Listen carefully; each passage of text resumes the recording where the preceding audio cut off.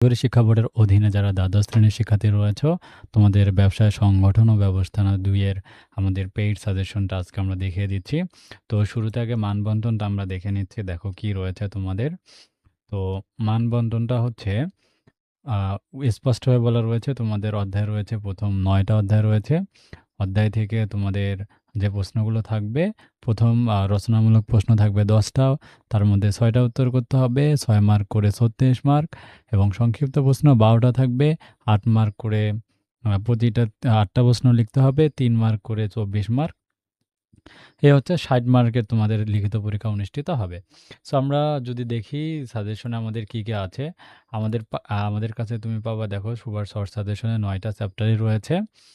আর সাজেশনের আমরা যদি দেখানোর চেষ্টা করি তোমাদের দ্বাদশ শ্রেণীর জন্য, দেখো প্রথম অধ্যায় থেকে আমরা স্পষ্টভাবে তো সবকিছু একদম সাজানো গোছানোভাবে তোমাদের জন্য দিয়েছি। দ্বাদশ শ্রেণীর যারা আছো, এই প্রিমিয়াম যে সাজেশনটা আছে তোমাদের জন্য আজকের আমাদের অফার দেওয়া রয়েছে। তোমরা যারা নিবা অবশ্যই, আর যদি নমুনা প্রশ্ন দেখতে চাও, আমরা নমুনা প্রশ্নটাও দেখাচ্ছি তোমাদের